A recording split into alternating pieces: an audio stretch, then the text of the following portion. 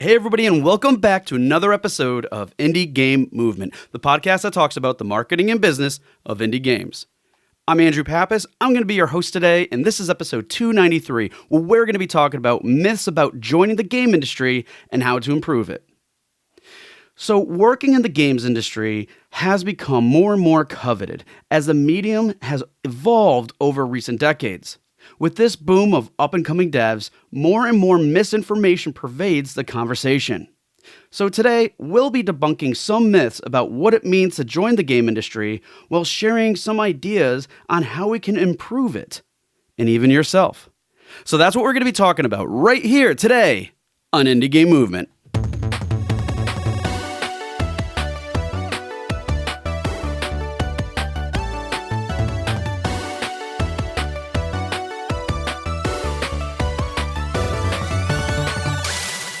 Hey, everybody, and we're back. And today with me, I have Cassie Hoglund. Did I butcher that? We even just talked about this, didn't we? No, you got it right. Okay. I didn't butcher it, folks. But anyways, we have Cassie Hoglund. She is the Warcraft Mobile social media manager. That's, part of the Blizzard team.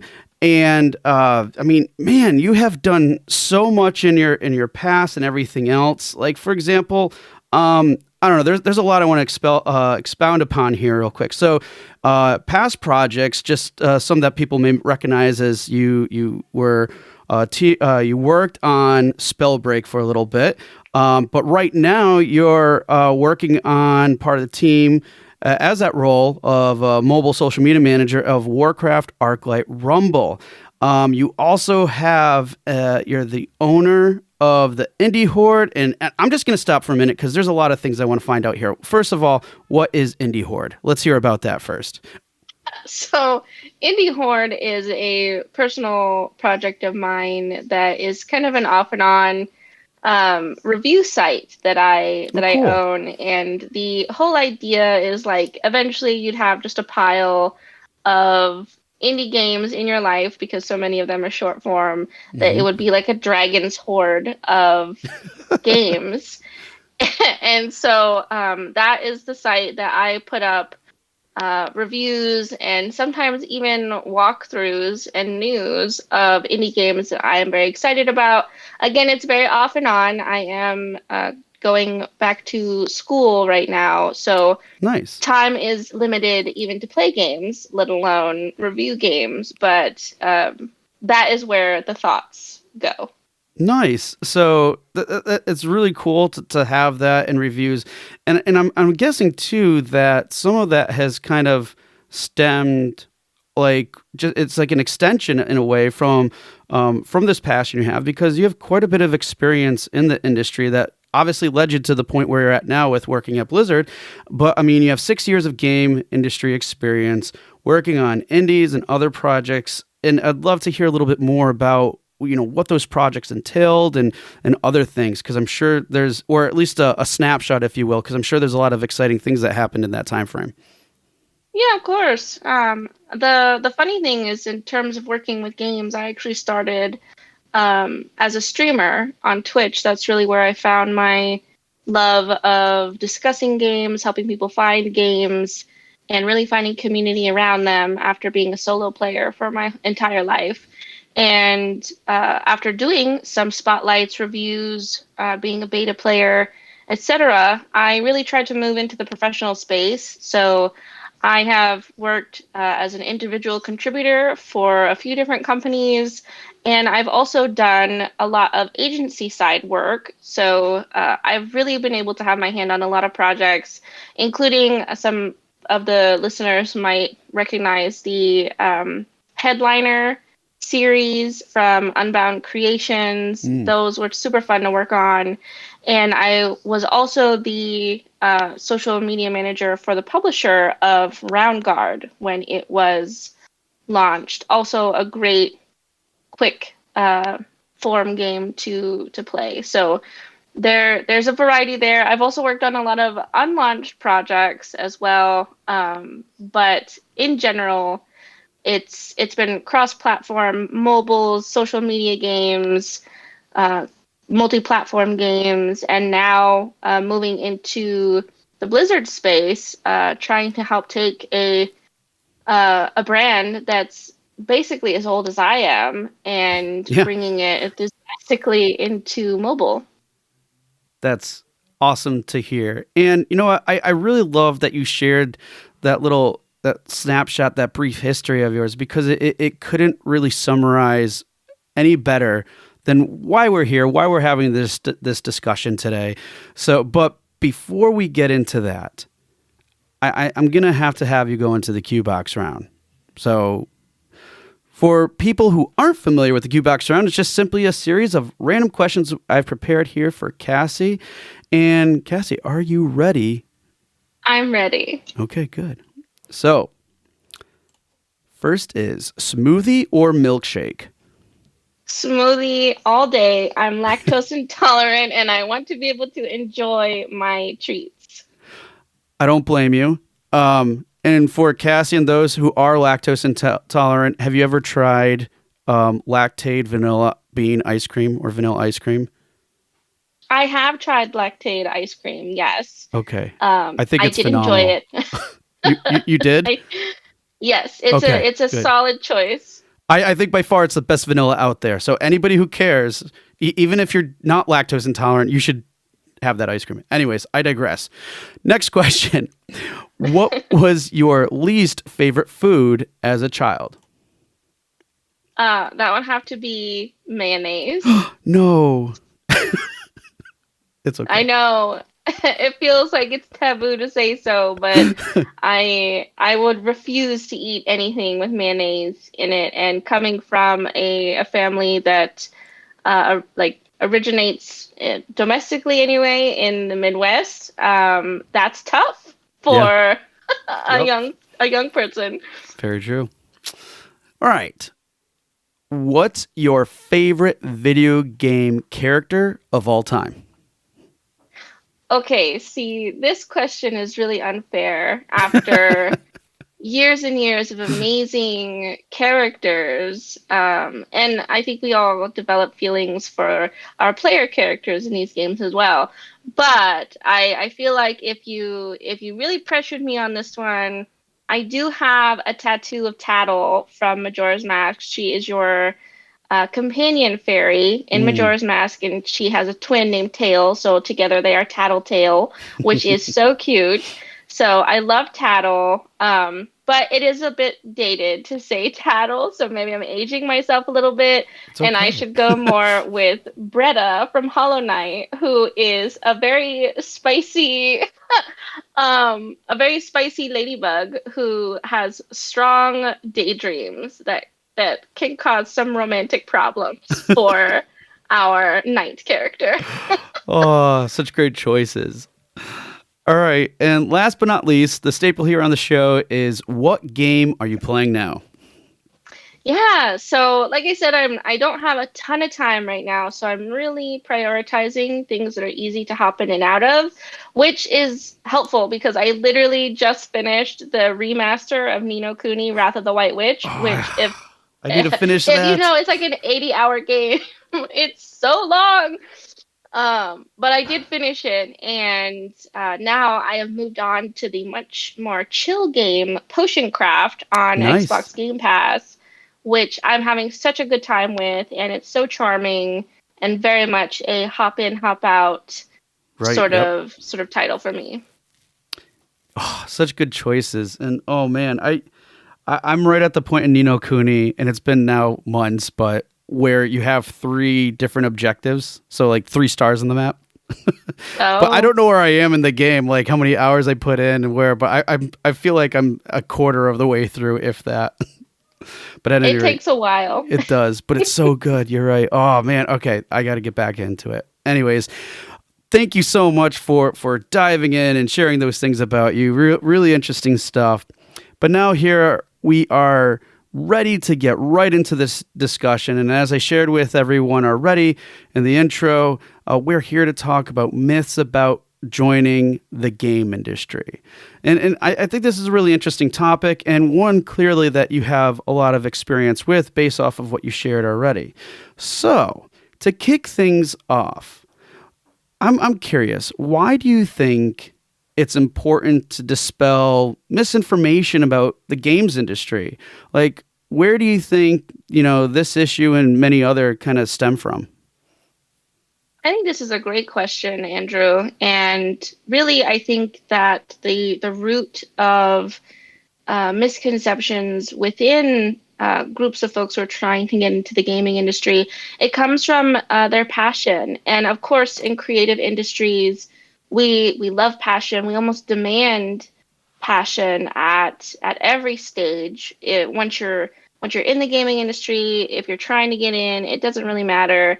We want that enthusiasm, and as creative people who are invested in our products, we want to have that, and we want to be enthusiastic and be team players for the people that we work for. It's easy to forget that a game studio is a company. And I mean that in a very traditional sense, Mm, where they have a bottom line, they have employees, and decisions are made in the best interest of the company, not necessarily the employees working there. So I think that there is a sort of starry-eyed aspect that I certainly struggled with as well when I was looking to get into the gaming industry on what it really means, because it is a job, and it doesn't matter what you do in gaming, it's still a job. You mm. will have reporting, you will have a boss that you may or may not like. You may be passed over for promotions. You may not get raises that you think that you should have. I mean, all of the same pitfalls of non-endemic jobs apply to games.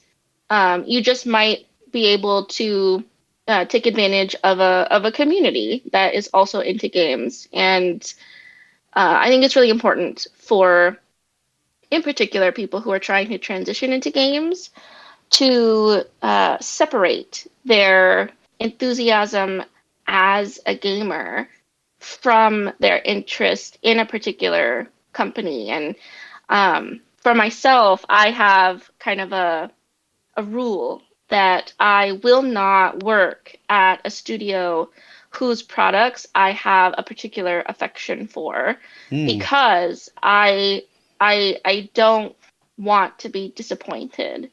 And there is such a thing as being too close to something um, in that regard. So it's great to be enthusiastic. It's great to want it and to want it badly. But at the end of the day, it is a job. It is a company that you're working for, and all of the same rules apply. I really like that approach that you take with this, honestly, that like, hey, look, this is something you could be passionate about and excited and everything, and that's all great, but it's still a job. And it's funny because I would think that what you just shared about with like kind of setting your expectations, a lot of people at face value might think like, well, why would you think that? But if we like just think through it for a moment, it's something really good because it's like again when you have that mindset about saying, hey, this is a job, and if you do get to attach something, there could be a lot of things that I mean, well, I'm sure there's positive sides of things, but there could be negative things that affect that job too. And then also it could lead you down this path that you ultimately never saw happening as you're pursuing like your passion and a career in the games industry. So it's really good to hear that because it does paint a different picture than I think a lot of people even spend time to consider or even have thought of. Yes, I agree. So with that said, I want to kind of go into some other areas like let's say with like misconceptions and even opinions people might have. So I'm curious, what would you say are some of the common misconceptions you found about both indie and AAA game development, for example? Yeah. So at this point, I have worked a lot in indies, but I've also been exposed to AAA. Obviously, I work at Blizzard, and I've also had my fair share in sort of that gray area of AA, like we're well funded, but it's still technically a smaller team. We're still technically not self-funding, so still falls into the non-AAA category. And I will say, in my experience, the same issues plague every studio and take active attention in order to address them. So things like, hey, you're really great at doing XYZ. Like maybe I'm really good at doing social media, but does that make me a good people manager? Mm. Not necessarily. If you're a really good programmer, does that make you a good boss? I would say no. You can be both, but one does not necessitate the other. And I do think that there's an idea that people management just sort of happens, and it happens well without much much attention. And that is absolutely not the case, especially when you consider that the Venn diagram for um, social anxieties at all for gamers, it's a pretty big overlap, and so there's a lot of room for miscommunication, for misunderstanding, and then you throw in issues of organization, both on an individual level and on an like a whole organization level. It's a constant battle to have proper communication between people, between teams, and to make sure that things are going smoothly, that folks are happy where they are.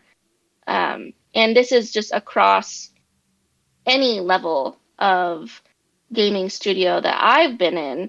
And I certainly get that impression when I look at the shared experiences of my peers and the folks within my network who have had their own fair share of experiences at multiple studios as well. So I would say organization and communication are probably the big ones that we just assume bigger studios will have more together, and that's just not the case. Yeah, and you even said yourself from your experience that's also like basically across the board. Where I mean, it's not specific to any particular area of the industry. Right. And then, Right. And I do think it is something that's almost particular to creative industries because mm, there's almost this idea of, hey, everyone's equal here. We all get an equal say, even though, when it comes down to it, that's not the case. And in non-endemic industries, I do feel like you're more likely to have a very clear cut um, like ladder of command, chain of command. Why did I say ladder? yeah, no, it works. I know what you meant. No, no, that's really interesting. And I'm going to digress for a quick moment and then get right back here. But what I'm curious about is I think you're calling out to some really important things. And one of the key ones was communication. So of those things, and again, this is just simply your opinion here. What would you say? Because it sounds like you said people can get into these roles, but not necessarily be good or like great or even good at these roles. So from communication standpoint and the other things you mentioned, what are some like ideas that you have that could improve people to be better? Because sometimes they don't have a choice about these roles that they're fulfilling.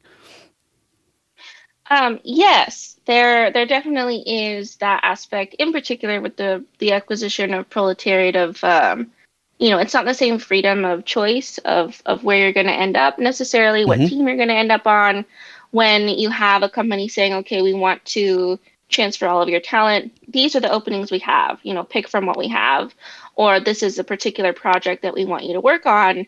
And you will only work on this project. That is our preference.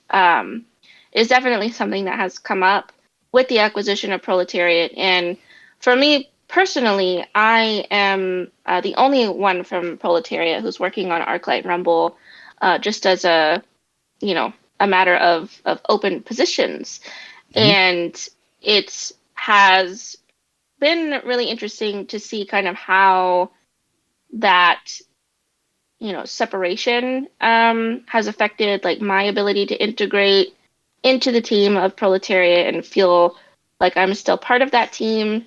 This is the first time that I've been part of an acquisition like this, and it's definitely not at all what I was expecting, though not necessarily in a bad way. I do really enjoy my new team.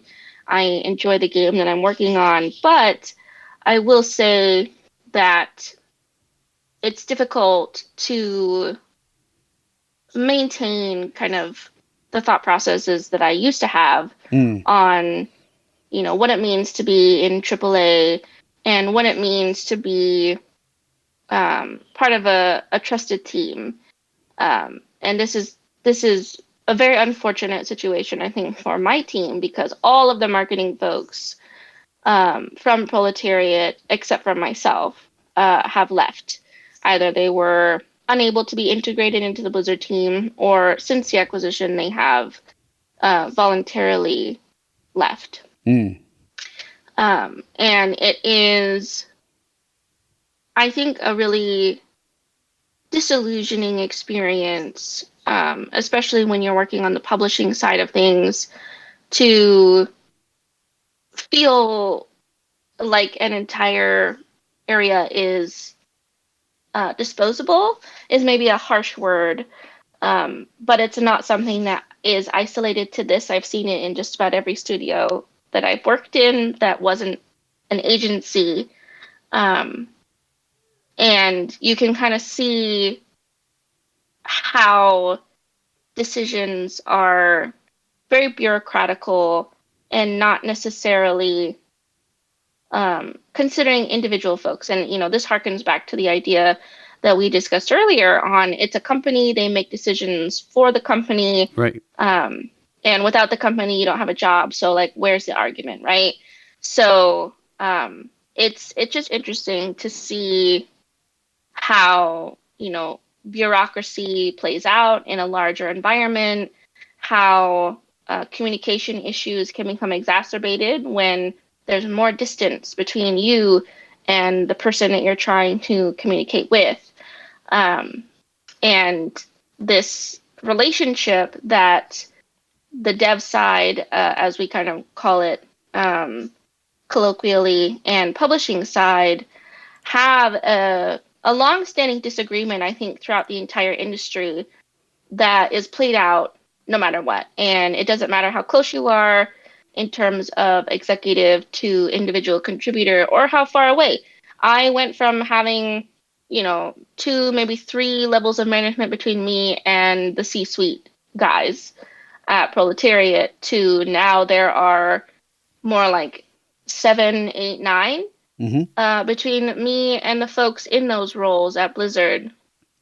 Um, but I felt the disconnect on the dev side versus publishing side and scheduling updates versus time for marketing for updates or things that are community driven and not analytics like product analytics driven, etc.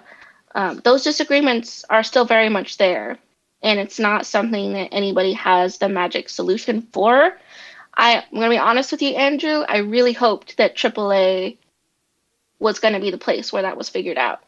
Um, and unfortunately, no. But we're all working towards it, right? Yeah. It is a team effort to get there. Yeah, I mean, and it kind of makes sense to a degree, right?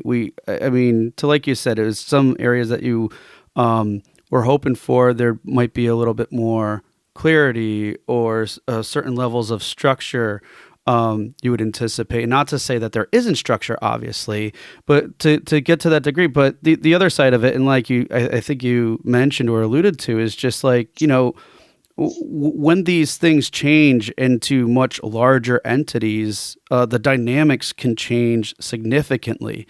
I mean, just at a simple take, you said now you're approximately like 7, 8, people away from like sea level compared to where it was before, where it was like 2 or 3, and that is a dramatic change. And then from a system to even function what we would like to anticipate as being ideal is still a lot because there's so many moving parts. So, but I think it's good that you outlined that and kind of just from your own personal experience, because again, it goes back to what you were saying before about like setting those expectations. This is a company. Things are going to be said, or changes are going to be made based off of something you may either are privy to that information or have no clue about, or have really no say in anything. But it's almost that idea and concept of just kind of going with the flow, and it is what it is. But we can all still work together and strive to have a place where, you know, that form of communication is a lot more forthcoming than not in some cases. And you know, it is always a tricky situation. And I've dealt with this with people and clients before too, where it's like communication is key, but there's always going to be that dynamic of that culture or whatever until it really like aligns with everything. You know, it's just it. But again, we all strive for it, right? Yes, we all strive for it.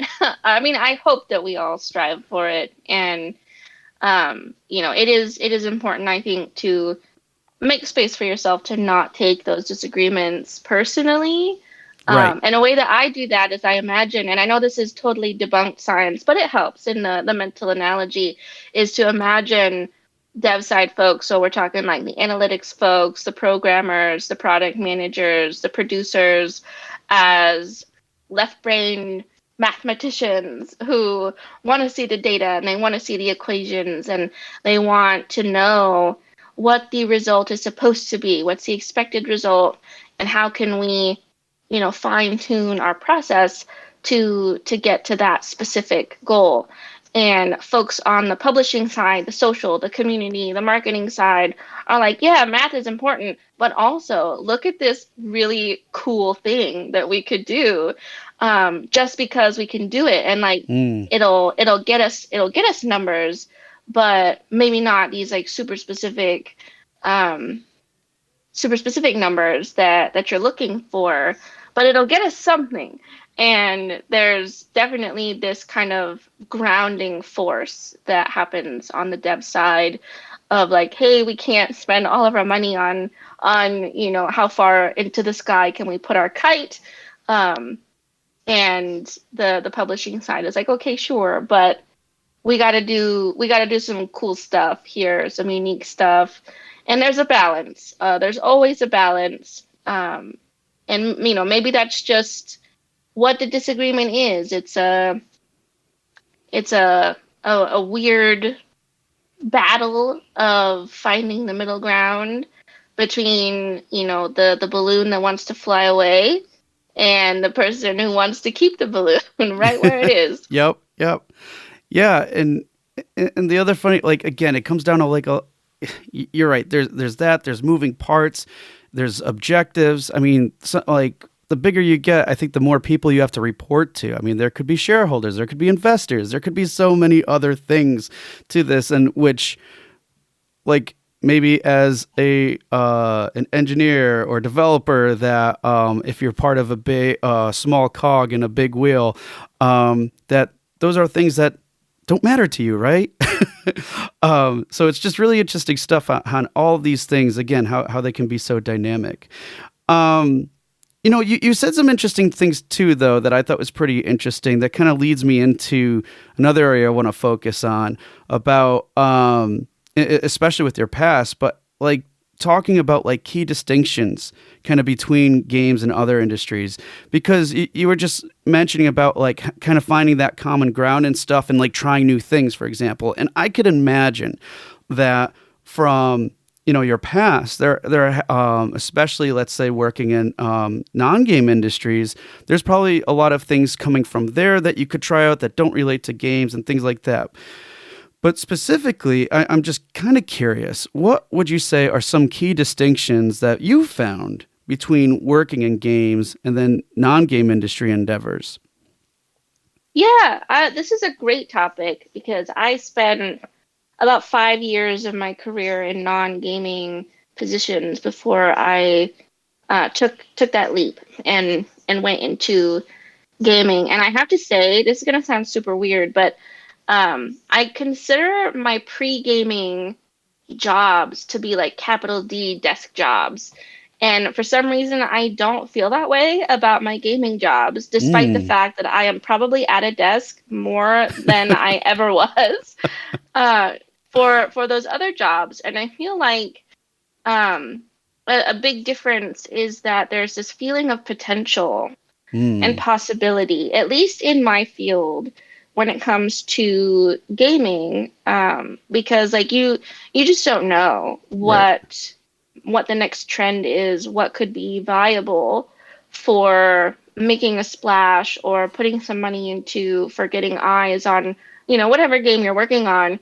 Whereas outside of this, um, it feels much more strict, even when we're just talking about social media and the voice of what you're doing and what you're allowed to do. It's very different. Some folks listening might have seen by now the TikTok trend around an automotive shop in Florida, where their social media manager just added a dancing cat to their very first video, and they were like, guys, I lied on my resume. Help me get all of these views so that I'm not fired. And now they've got, a suite of videos out, super viral, to the point where like now the manager has to talk with Google because they're getting review bombed with positive reviews instead of negative reviews from people who've never been there. And that's so foreign to the non-gaming aspect of like what are you doing, what is memeing, I don't understand. um it's very dry and very formal in how things happen, whether it's communications for what I'm doing, where you're talking about external communications, or if you're talking about internal communications, what's your relationship with your boss. Mm. And for myself, I can say that my non gaming bosses were always very distant. There was a level of like, we work in the same building, but we would never hang. Yeah. Um, Whereas every boss in gaming that I've had that I did enjoy, that I thought, we had a good rapport together, I'm still in contact with them, years later. And we have hung out, and, despite dynamics changing because they're no longer my boss, we are friends, and we did establish that relationship, and you can establish that relationship. Um, so I would say there's just a lot more potential for many things in gaming than outside of gaming because of the culture. It's very people oriented as much as you can outside of the corporate conglomerate. But the individuals are very much about people, and I think that by itself is so different and makes me in particular want to stay in gaming. Like I could take my skills and go, do social for a grass seed company if I wanted to. But that sounds way less fun than being with otherwise enthusiastic people who want to have lasting relationships with their colleagues. Yeah, that is really an interesting distinction, and it makes sense, right? You have people there that within the games that are very focused, and I would say still to one degree or another passionate about that space, right? But then in non-game stuff, that's not necessarily the case, and I can relate too. I'm sure all of us listening can relate to a point where you were there and you try to talk to and open up to some of your coworkers and colleagues about like games or going to a gaming event, and they might look at you a little funny some days, like, wait, you go to PAX East? What's that? It's like, oh, it's a video game convention. And then, in local mass news, they say, oh, the game nerd convention. like they Yeah. talk about how Boston's going to be bombarded with all these nerds on the Yeah, radio. all the kids, and I'm like, I'm 31. Like, Yeah, and uh, it's yeah. just too funny. And real quick, I am just curious. I don't want to dive into it or anything. From your non-game experience, and I think this kind of paints a little bit more of a clearer picture. Was what you were working, was it like B2B, like business to business or business consumer type companies, or were they like service oriented? Or I'm just kind of getting a rough idea. I mean, it sounds like it really is applicable to anything non-game industry with maybe some slight variations that are outliers. But I was just curious from your own experience, was it like, what kind of businesses did you work for at a high Yeah. level? So this is gonna seem like a pretty crazy trajectory here, but I initially I worked in a library, and then I transitioned into the logging via aviation industry. So it was Whoa. a helicopter operations outfit that did like firefighting and logging with helicopters, and I did like their customs paperwork and inventory and stuff like that um, for a few years, and then moved into retirement benefits in the public sector. Always good to establish financial dread in yourself as early as possible. um, and actually, when I was really trying to get into gaming and I could only really do part time, I worked in food service, also part time, and that was I I think my very first time really doing um, customer service that Mm. was that type. And I will say that what I mentioned with your last question, it applies to all of it. Yeah. I don't talk to any of those bosses anymore, regardless of if we had a good relationship or not. Yeah. Yeah, no, it's funny as you're saying that. I'm sure we're all kind of playing through this in our own heads. That for you listening, is yeah, there might be a select few, but otherwise, yeah, there really isn't. And I think we've all had similar experiences. Maybe not like helicopter logging and firefighting, but that sounds awesome, by the way. But still, yeah, no, it's really an interesting. That I would feel that it would be fairly consistent if we were to ask a lot of people in the industry. But at any rate, really interesting stuff. And thanks for sharing that too, because I think that extra level of clarity gives just a little snippet of what we're really seeing with this, and how distinct the game industry really is, and especially from a culture perspective, right? So, with that said, and providing us that extra insight from your own experience, for anyone out there who is aspiring to work in the games industry, how would you recommend kind of like separating the truth from myths and researching this field? Because let's face it, we all know Reddit can be a double-edged sword, especially with Yes. this type of endeavor. Yes, Reddit can be at once very supporting and also completely debilitating, and it doesn't really matter what you're doing.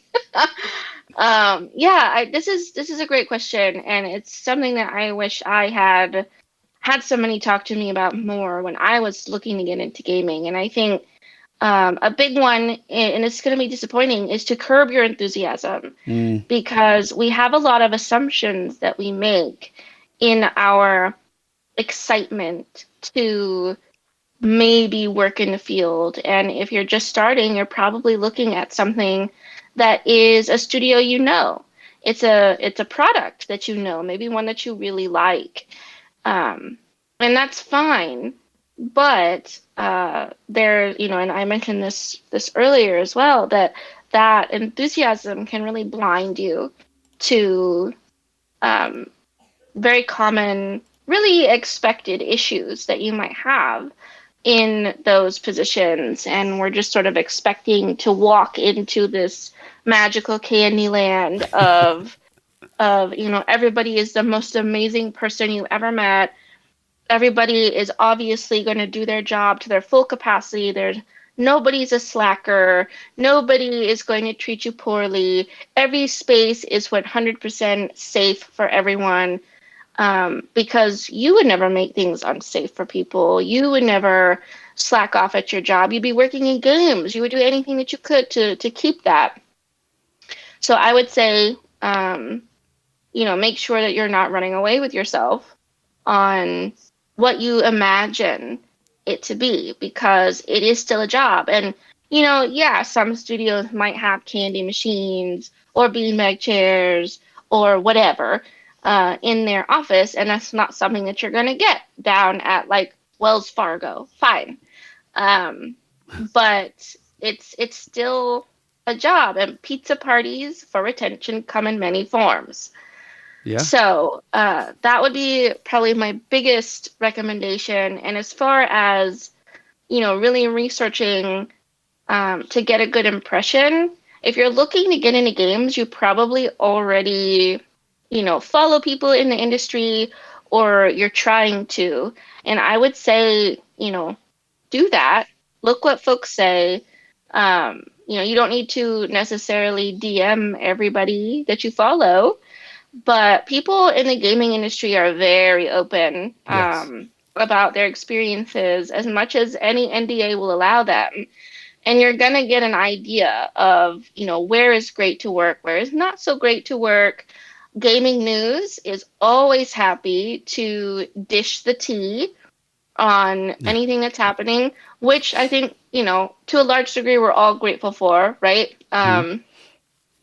We want to know what's going on where we're working, and you can't necessarily trust the company to be honest with you about even something as simple as what your job description is. What are you going to be doing? Um, so I would just say be cautious. Do not, bite the hook so hard. Um, there are still things that you'll need to learn as you navigate your way through. And I feel like I'm probably not alone in saying, as you hop from studio to studio, if that's what you end up doing, and that's what so many people in the industry do, you'll learn something new from everyone. And if you are able to protect yourself from burnout and abuse, um, you will find yourself with a good set of tools for managing yourself in a space. Yeah. Yeah. Absolutely. And I mean, and I think this is something too that you're saying that is pretty consistent or common with any industry for that matter. Is you're gonna go through the process, get to know the lay of the land, so to speak, and it's with anything with life too. It's just a process of learning and understanding, but be mindful and all these other things and like you said, don't bite the hook. Just because this is like your dream job and everything doesn't necessarily mean that you need to be taken advantage of, especially if it's something you really want to do and people are saying one thing, but then they're asking a lot more of you than originally promised. But hey, it happens all the time, but just, be smart about those decisions. And I think you call out to a lot of great things that people should be aware of if they're, really aspiring to work in the industry. Yes. So, with that said, and I know you mentioned a bunch of them earlier, but just to quickly summarize as we close here, could you just list like 3 suggestions or tips you'd recommend to indie devs, based on our discussion? And I know you shared a few just a moment ago, but any others you'd like to add to the mix? Yeah, absolutely. And in terms of indie devs, folks who are already making games or trying to make games, any in a studio or in a small team, I would just like to reiterate what we had talked about before, that being a boss, being a good manager is a separate skill from whatever it is that your technical expertise is in. And you need to train, or whoever you're going to have be the boss needs to train in people management. It's going to save your retention. It's going to keep you from having to deal with churn, and it's going to help your network. There are so many benefits to retention in the gaming industry, and you want to make sure that you are um, giving either yourself or your studio the best opportunity there. Secondly, whether you're working independently or you are employed with a studio, I would really, really suggest to everyone to prioritize their own health over whatever product they are working on. Jobs come and go. Once you're in the gaming industry, I don't think it's that difficult to stay in the gaming industry. And if a studio is asking you to sacrifice your whole life um, for a product, that's not okay. And acquiescing to that is going to result in burnout, which we've Right. seen, cause huge health issues for individuals and could end up taking years to heal from. So definitely prioritize yourself. There's no game in the world that's worth traumatizing yourself over like that. And finally, I kind of want to throw this one um, out to the hopefuls into gaming. Don't limit yourself to community manager, QA, or some really heavily forward-facing role.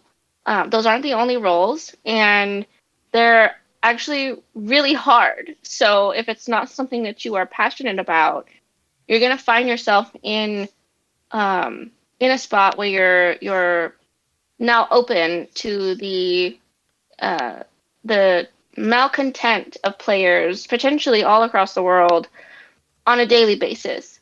Um, and so think about, what are you working in now? Do you enjoy working in that? If you want to get into gaming, but you don't want to do QA, you don't want to do community management, that is 100% okay. Games have a ton of jobs, and you can absolutely go in to the job that you actually want to have.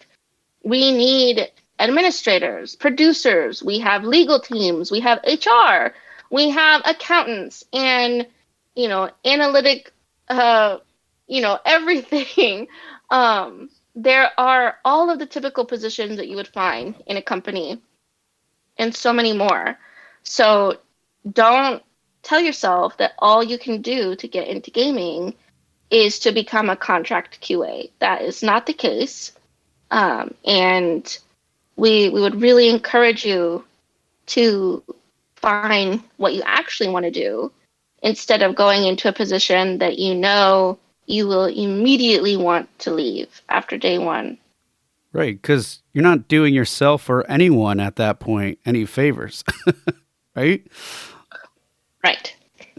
Ex- It's going to be hard for you. It's not going to be enjoyable, and the perception of the roles suffers when they're treated that way, rather than as valid career options. So I promise you, there are jobs in games that could probably use your skill set that you have right now. You just have to frame it right, or take those free online classes and get what you need to do the job that you actually want to do. right. Yeah. Make your own opportunities and go for things that you enjoy doing. Yes. I love it. Well, thank you so much for sharing those points. Really good ones. And you know what? I think a lot of those things aren't discussed enough out there because, I mean, we're always going to be making these types of mistakes, but the more we talk about it, the less likely they are going to happen. So, again, thank you so much with those tips. Now, but before we close here, really appreciate you being here with us and discussing this uh, information and providing this insight. Now, what are good ways that people can get in touch with you? What's your website so they can read all your game reviews and anything else you'd like to share? Yeah. So if you want to check out my reviews, they are at www.indiehorde.com. And it's horde like dragon horde, not zombie horde. Those are two different hordes. And if you have a game that you are working on that you're interested in having people review, there is a contact form on the website. So please feel free to reach out. You can also find me on social media. I am chronically online, as it is my job to be on social media. So you can find me at Twitter. My handle is awesome Hylian, Hylian like Zelda, and it is Hylian, not Hylian. All of my UK friends, it is Hylian. It's canon. So you can find me there. And if you are a reader, like I am, obsessively, I have a book-related TikTok. So you can find me on TikTok under Cassa's Bookshelf, and it's like my name, but instead of IE, it's an A. Awesome. Well, thank you so much. And folks, if like Cassie said, if you want your game reviewed or whatever, check out our website and go submit your game, and maybe you should be able to consider and take the time to review it. But Cassie, thank you so much for being here. It was really a pleasure having you on the show today. Yeah, this was great. I'm really happy that I was able to come on the show. Hey everyone, thank you for listening to another episode of Indie Game Movement. I'm Andrew Pappas, your host, and the show's producer is Mustafa Price. Rengen Marketing is a consulting marketing company that helps indie devs with their marketing efforts. Whether you need guidance with your game's marketing strategy or could use a free marketing plan template, then please visit www.rengenmarketing.com and take action. A special thanks to Dakota Saw for Season 2's opening theme and Melissa Gellis for the new logo design. And as always, thanks for being such great listeners, and we'll see you next time on Indie Game Movement.